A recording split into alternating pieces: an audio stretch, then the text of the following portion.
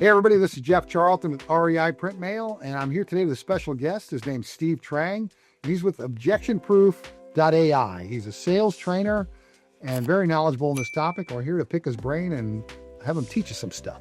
So Steve, welcome to the call. Oh, thank you for having me. Hey, I'd like to just to give us a little background on how you got to where you are today and a little bit of history about your company. Yeah, so, even though our AI excursion into sales and so on, it's really started this year. If you go back very recently, my engineering background really had no relevance to my sales business.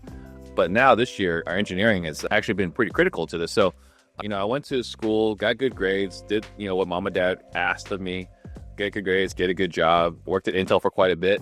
And I knew fairly quickly that working for somebody wasn't for me. So I eventually went to go work for myself in real estate, did not go right into buying properties for rentals. I actually started as a realtor.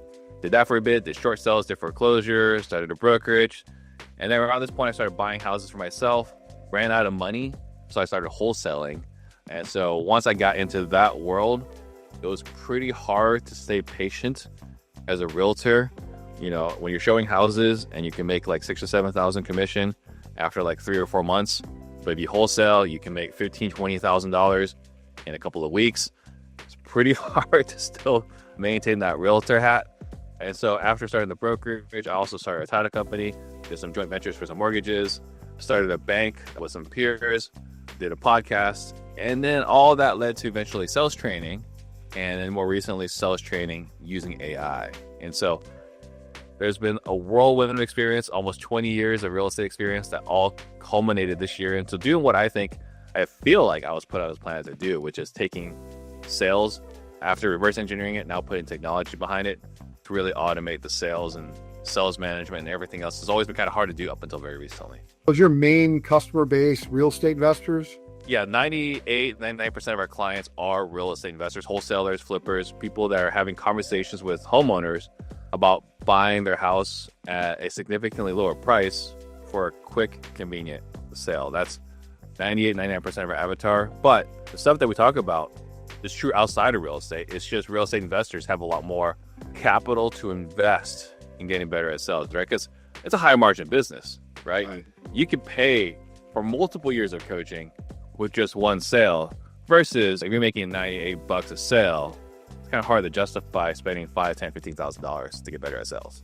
Yeah, for sure. We're in the direct mail business. We're in the lead generation business. And we always say we can make the phone ring, but we can't. After that, it's up to you to take it from the phone ringing to a closed deal. Some of our mailers have like check mailers and things. There's a little bit of a talk track we can help them with to kind of get the conversation going. But for the most part, it's up to them to close. And we see people all over the place in terms of skill level of closing. Yeah. Beginners especially usually aren't very good. They need help, like guys like you. There's this journey, right? Like we all went through it as adolescents. When we were 15, we thought we knew more than our parents. Like we lacked a little bit of humility, right? When we were younger. Same thing you kind of see in sales. Like everyone thinks they're great at sales. It's like driving, really. Like everyone thinks they're a great driver. Everyone thinks they're great at sales, but the data does not support that, right? And so then our tool, I'm really proud of that we made this year, was a way to automate call reviews so that anyone anytime can upload a call into our system, even for free. And now we can see like, where are you really as far as sales skills goes? Because before it was like, do they make me feel good? Okay, I guess they can sell, right? But the reality now is we've broken down to the exact science.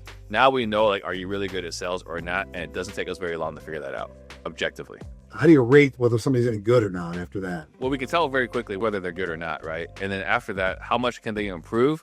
I mean, we see dramatic improvements fairly quickly, fairly often with clients. We take someone from like new to performing. I mean, you can see a couple of 100% improvement from someone that's not performing. Like what we see all the time, right? If you take someone that's good, like actually a good salesperson, you could turn them excellent. And you can see maybe a 30 or 40% improvement. If you take someone who doesn't have a foundation, but like wants to get better, you can triple, quadruple their production, because if they got the effort and they got the attitude and the willingness to learn, we could turn anyone into a solid B+, A- with just skills, right? With just work ethic. The difference is, the charisma, the connection, that part, we can't coach on. We can coach on all the technical components to get someone, again, to a B plus, A minus performer, someone that you would be sad to see them leave your company. We can turn anyone into that caliber of salesperson. So that brings up a good point, because I've always felt that sales is a learnable skill. A lot of people think that you're born a salesman or you're not born a salesman. And I've always kind of called BS on that, because I'm an engineer by training. I'm a civil engineer. That's my degree. Yeah. And the last thing I ever wanted to do is sell when I was growing up. In fact, even when I was in college, I was an engineer. I went to work as an engineer after college. No interest in sales whatsoever. But I did have an interest in having my own business. And I realized when I started my own business, you better learn how to sell something, or you're not going to have much of a business, you know? And so once I decided to learn it, I just went to sales schools. This is a long time ago. I'm old. But in fact, it was the Dale Carnegie Sales Institute many years ago. Yes. But I went there, took it seriously, and I learned a lot, and I got good at it. You know, I did a little bit of research on you before we had this call, and it said one of your philosophies is finding pain in a sale. And that's one of the things I teach too when I teach my own salespeople. So what does that mean, finding pain? So Tony Robbins talks about, you're either running from pain or you're running to pleasure, right? So, you're either running from something or you're running to something. Well, for sales, there's two things that we want to find. We want to find out what are they running from and what are they running to. And we can find those two things. It's going to be really easy to get someone to buy or sell, right? And so we got to find, what are they running from? What are the problems that they can't solve on their own, right? Because if they're working with you, it's because they've got a problem they clearly have not been able to solve on their own. So what happens a lot is we have people that compartmentalize. We're humans. We compartmentalize everything. And so the place to see it the most, at least from what I've seen, is someone facing foreclosure. And they're like, oh, it's no big deal, right? I'm losing my house, but it's no big deal, right? They've compartmentalized it. What we got to do is we got to bring them into the present moment, or the moment in which they've last experienced this foreclosure painfully. And so, this is when they got laid off from work. This is, their wife losing sleep. They're fighting over this. Their inability to pay the bill, their credit card maxed out because they can't pay their mortgage. They're also not able to, pay for dinner, pay for groceries. These are visceral moments in time. These are pivotal moments where you're going through the worst of your life. But when you talk to it's no big deal. Yeah, I know I'm losing my house, but it's fine. Right? I got it all figured out. Well, we got to bring them from hey, it's fine to no, it really sucks. Because you remember, right, when you got told by your boss, hey, we're going to have to cut your hours again, right? Or when, your kid wanted to go play with their friends, they're like, look, I don't know how I'm even going to be able to take you to a lunch date with your friends. Right now, I don't even know if I'm going to be able to make payments for our mortgage this month. Those are really painful times. So we want to bring up those conversations. So, hey, Jeff, tell me, how long has it been going on? What happened that led to your house going into foreclosure? What you tried to do to get caught up? Have you tried borrowing money? We're going through all of this. And then hey, what's your wife saying about all this? Is she worried about this? Do you know where you're going to go? How soon you're going to be there? How much time do you have left? How far behind are you? How do you feel about how far behind you are? All of this, we ask these questions. And what these questions do is it brings you from this moment in time right now where everything's fine to oh yeah, I forgot how much this sucks. So we talk about that. And then we also talk about, hey, what's it going to be like everything's said and done? When you moved on, when you're in an apartment, you're in a new place, you have to worry about your bills aren't stacked up anymore. No one's calling you for collections. What's that going to be like? And we want to have in a conversation this massive gap between how bad things suck that you forgot about, but how much it sucks now that you remember it, and how great and relieving it's going to be, how much stress you're going to, forego. That is what compels someone to take action. So that's when we talk about finding pain, we're finding pain and gain and the distance between them. Yeah, it's in marketing. They say people are much more motivated to do something about fixing pain than they are about promise of gain. We all want to get rich, but it's more powerful to remove some pain I have. Right. I always say if there's no pain, there's no sale, because what you described earlier where people say, oh, I'm okay, I have my house foreclosed. You're really not okay. That's defense mechanism, because nobody wants to talk to a salesman. Nobody wants to be sold anything. Exactly. So all have that. Even us salesmen, when other sales guys try to sell stuff, our defense mechanisms go up. And we lie, we tell them everything to try to get rid of them. It's a sales guy's job is to break through all that and to try to get to the truth. But you also mentioned truth is really important. You got to extract the truth. Find out what's really going on, not what they tell you is going on. They usually lie to you in the beginning. Well, they have to, right? Because there's the one thing that we learned growing up is you couldn't be honest as a salesperson because they'll use it against you. Right. So we've all been taught that from, the days when we were first went buying something with mom and dad. Right. So if somebody does business with you and they sign up for your program, what's it kind of look like? How much time does that take? All that kind of thing. Well, someone who works with us, there's a few different things. First and foremost, go through onboard and figure out exactly where you're at today. Like, what exactly is, where are you today? Where do you want to be? And like, what are the things that have kept you stuck where you are? Because as a person that's, working with you, consulting with you, I want to figure out what those are exactly and remove those obstacles out of your way. Other things we do is we do have multiple sales trainings throughout the week. We work with you, we work with your team, whether it's acquisitions person that's buying the properties, disposition, someone selling property, lead manager, or is scheduling the appointments, the sales manager, someone who's working with the salespeople, and then everyone else, we have sales training for all industries. So where they're stuck, what the obstacles, where the objections are, we work with everyone there to really help people move along and get sales across the finish line. So that's the services we offer as far as the consulting coaching side. We also have a tool that we also use for automatic call reviews, because what the automatic call reviews do is it automatically reviews every single call, moments, like under a minute from when the call is finished to actually score the call to let you know exactly where you stand. And what that does is it helps hold the salespeople accountable, because as management and ownership, the things that drive us crazy is listening to calls over and over again, right? It's painful to listen to calls done poorly when we know it could have been done better. We use AI to review every single call over time. So now we can see where you're stuck today, but also where you've been stuck for the last week, where your head's been at for the last 30 days. And again, it's super critical because now we can catch problems instantly versus what we did historically was, we'll hear about it maybe 30 days later, but we really didn't know what was going wrong for the last 30 days.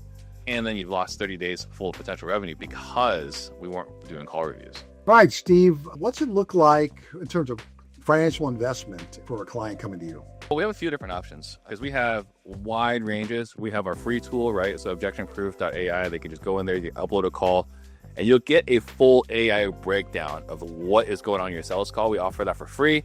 I wish that tool existed when I first started because I was horrendous at sales. And then we have other clients that pay us $10,000 a month for one-on-one consulting. The gap is huge, right? Depending on where you want to be. Our most common, we work with a lot of people that pay $5,000 setup fee and then $1,250 a month. And what that is inclusive is everything we just talked about a moment ago. And again, that's like, I am intimately involved as well because we got the onboarding, but like emergencies. Anytime someone's like, hey, I'm stuck with this particular issue, I take great pride in working with our clients and making sure they're getting success. It's so easy in this world to you see this a lot in the information space, get someone's credit card, get their money and all right, thanks for everything. I am extremely proud of all the success all our clients have had. Everyone that's gone through, we hear some sort of transformation. I've been able to do this. Before I met you, I didn't have this. Now I have this. So I take great pride in being a part of people's story. One of my favorite things I heard from Jim Rohn is that all I want to know is that I was just a page in your story.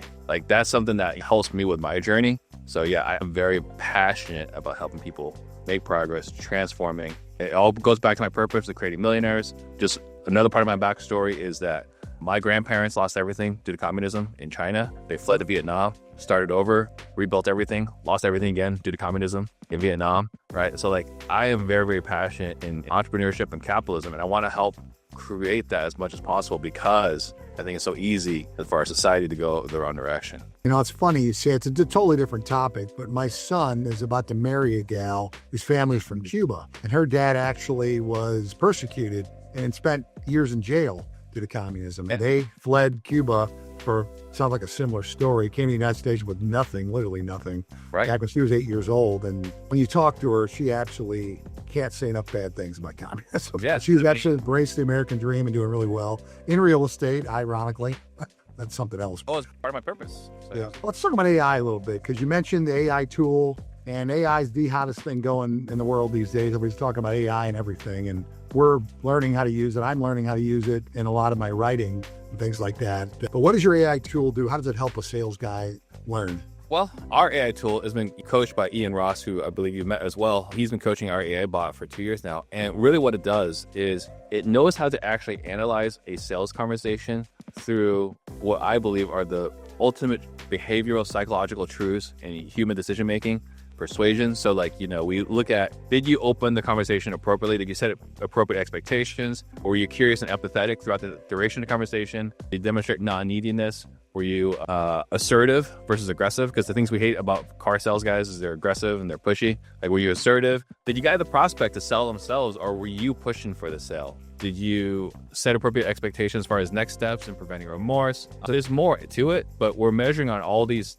10 categories on every single call. And we break it down like, hey, here's how you rate it on a 1 to 10 scale for every single one of these facets. And here are the things you should work on. Storytelling, right? Did you answer questions with answers, which we don't like, or do you answer questions with stories? Because you answer questions with stories, now they can see it. Now they can take that story and make it part of their story. And now that's going to move them forward to, eventually working with you. So AI automates all of this. It reviews the transcripts, give you the assessment, and you can improve quickly. One of the things that we do within our own organization is after every single call, it gets pushed into Google Chat where everyone on the sales team can see it. And the salesperson, before the day is over, has to go in there and comment their takeaway from the feedback, what they learned from it, and what they're going to incorporate for the next sales call. And it creates a super tight feedback loop so that, they can't spin, right? Like, they know exactly where they're at. For myself as a business owner, I jump in there and I see what their feedback is, what their takeaway is. And when I read that, I know exactly what their mindset struggles are, what baggage they're carrying at this exact moment. And as a business owner, I can just give them some quick tips as well to remove those obstacles so they can close more sales faster. That did not exist until we had automatic call reviews with our AI tool. Like, yeah, that's a huge... And it reviews every call, right? Every single call. Automatically. So you hang up the phone and you got a couple seconds later, you got the review. Less than a minute. Yeah, that's amazing. Yeah. Yeah. We have HubSpot, and it's got some AI tools in it, but nothing like that. It kind of summarizes the call quickly. Mm-hmm. You can use it to look up stuff, but it's nothing like that. So we see a lot of people trying to do this. I think that the difference is that you got myself, you got Ian, who are both sales nerds, who also have technical backgrounds, right? Like, again, I was an engineer. I have a master's degree in electrical engineering. I worked at Intel. I did pretty well there. And he was not as technical, but he went to learn programming. Didn't work out for him, but he went to go learn it. But one of the things that's interesting is that back in college, he studied AI. You think about it, over a decade ago, he was studying AI before we were today. So like, we both got this technical background, but it started with sales first.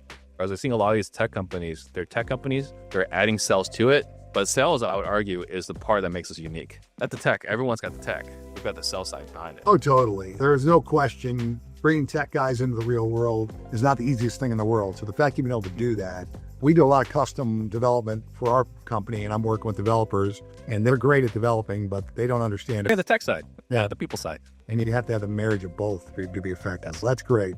I want to touch, since you talk to a lot of real estate guys, I just want to ask you a couple questions about the state of the market from your projection right now. Like, we hear a lot about interest rates, and Trump is trying to get the Fed to reduce the rates, and interest rates are still 7-8% if you want to get a mortgage right now, maybe 6%, but it's high. We know the market, we see it from our business, that the market is kind of not moving at all right now. It's kind of sitting there. People are not doing anything. In your opinion, like, if interest rates go down, do you think that'll open up the market? Or what do you see? You think its rates are going to go down?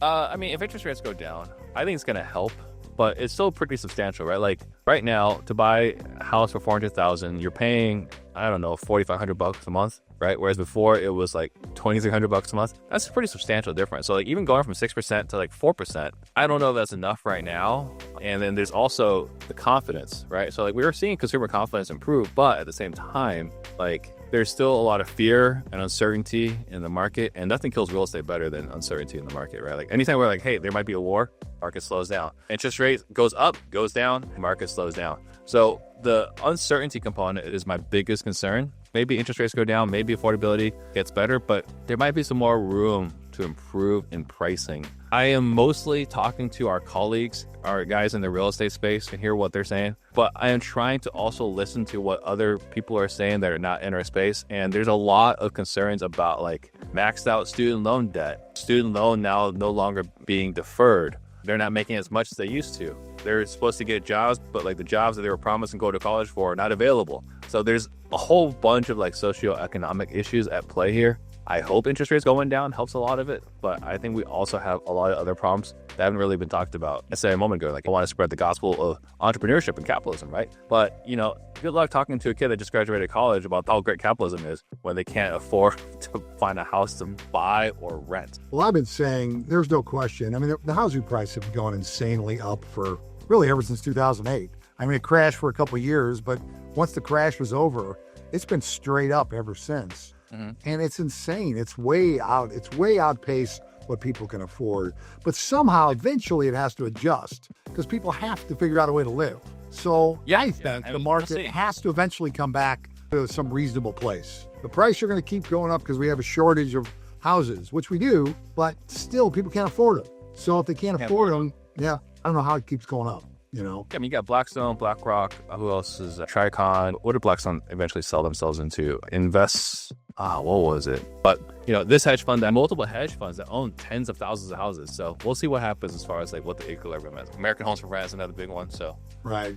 What about kind of the same topic, but a little different? We're seeing several states passing laws that are sort of meant to stop real estate investors, especially wholesaling. They don't seem to like wholesaling. Are you seeing, in your opinion, based on what you see in the marketplace, do you think that trend is going to continue where more and more states keep trying to pass laws, or do you think kind of an anomaly? No, I think that trend is going to continue. I don't see any reasons why that trend would slow down. But at the same time, I look at it as a plus for our industry. People that are actually watching this, people that are your clients or my clients, they're the ones that are going to pivot. They're going to make the changes necessary to thrive in that next market. Really, the saddest thing is that it raises the barrier to entry, right? So like the people that are listening to my podcast, the people that don't pay me, that are learning about wholesaling, those are the ones that get hurt, right? The ones that either have to have more money now to join the business or made some bad decision a long time ago and they've been convicted of or settled for some sort of felony where they can no longer get a regular job and they were using this as a vehicle to get out of it. Those are the people that get hurt. So people like you, people like me, and our clients, they're going to do just fine, right? They can pivot, they can raise capital, they can take properties down, they can do installment method, which is a company that I consulted with that gets a market. They'll be fine. The rich will continue to get richer. It is By the time you pass laws, the consequence is not for the people that are in it. It's the consequences for everyone else trying to get in it. We raised the barrier of entry. So it's very sad, right? Because I want to see everyone thrive. Every time they pass one of these laws, there's fewer people that can thrive. But again, people like you, people like me, will find a way. The only state that we've seen from a direct mail standpoint that's really affected is Georgia. They passed a very restrictive law on what you can and can't advertise on a mail piece. And it's so restrictive that it makes a lot of mail pieces just will not work because the whole mailer is taken up with their restrictions and the rule, it's just not going to work. The real estate on the marketing, ironically. Yeah, well, again, if you're an agent, a registered agent, or a broker, all that law does not apply to you. If you're an investor, you have to, all these restrictions, and it really makes it tough. Yeah. But I will say one thing it is doing, a lot more investors are becoming agents, licensed agents, so they can do both, which really is a good place to be if you're in the real estate business, because it gives you another way to take a deal down. When I started my podcast in 2018, I was already a real estate broker and I was already a wholesaler. So I've always been a proponent of doing both. There's this like oil and water, wholesalers hate, realtors hate wholesalers, but I've always done both. I always felt like it was foolish to only pick one. Like have all. Yeah, we deal with a lot of agents. And I can tell you, they just don't know. They just need education. Once you teach them that it can be an asset, once they get it, then they get it. But that's really hard to get through. Their identity is so tied into being a realtor. They identify as realtors. And I've seen over and over again, I've tried convincing them. They're so wound up in believing that they're the good guys and wholesalers are the bad guys. They're unwilling to see the light. Right. But I don't know if that's a trend. There's a couple of major players that are, Keller Williams and EXP are both. It's getting better. Yeah, they're pushing people in that direction, but still, we're heavily involved with both of them, and it's a very small percentage that are moving over, but they are at least sort of suggesting it to them. Momentum is suggesting it's getting better. Yes, exactly. Yeah. Is there anything else you'd like to bring up that we haven't talked about you think is relevant for people watching this podcast? We rolled out a tool earlier this month, which is the AI Lead Manager, which is a newer thing. Someone calls in, for example, if they call direct mail piece, AI ability is able now to actually take the call and schedule the appointment. So that is something we rolled out. Again, it's only been a few weeks. They were super proud of. It was a lot more work than we thought it was going to be. It'll actually take a call and actually talk to somebody to schedule an appointment. It's a newer toy that we've rolled out. It's working pretty well because we're kind of playing with that for our own business and it's not working so well right now, but we haven't had a lot of time to train it either. Yeah, I would say what we thought would be important and what actually is important are two different things. So there's this fallacy where a lot of people think if I just have enough training data, I can train AI to do this thing, right? For whatever reason, everyone's philosophy when it comes to AI and sales. But what we've done instead is we've coached AI to be the perfect salesperson. And with that, we don't coach it on sales calls. We coach it on philosophies and frameworks. and say, here are the things you're allowed to say, here are the things you're not allowed to say, but there are no scripts, zero scripts. Everything is like, here is the parameters of the conversation. Be as creative as you want within the parameters of this conversation. Interesting. That's how we've coached AI. And that is what's able to have the conversation. So again, everyone else is like, say these scripts. From what we've seen from the competition, everyone else seems like to be a glorified IVR, right? Which is press 1 for this, press 2 for this, right? Which again is fine, but we're taking something that is so cool, so new, so novel, and limitless possibilities, and we try to confine it into a technology that we all already hate. Like, none of us like pressing 1 to talk to this person, press 2 to talk to this person. So instead, we created frameworks, guardrails for where the conversation can go. So as long as we get these 10 questions answered, it was a successful call. I think it's a different approach. It took a good amount of work, but we're able to get something that we're proud of out there. All right, cool. Anything else? Oh, that's it. That's it. Why don't you give us your information? If people want to contact you and interested in what you have to offer, how can I get a hold of you? So the best way, you can follow me on Instagram at steve.trang. If someone wants to check out our lead manager, they can text AI caller, AI space caller, to the phone number 33777. They can test that out there. They can go to ObjectionProof.ai. They can upload any sales call. You can upload as many as you want there for free, no charge. Doesn't matter what industry you're in. My team hates it when I say that, but we're really proud of what we have out there. We want as many people using it. Again, it's a tool I wish existed when I started in real estate, when I started in sales decades ago now. I wish I had that available because I was atrocious at sales. I was an engineer. So that's what we have out there for free. Cool. All right, great. Thanks a lot, Steve. Thanks for having me.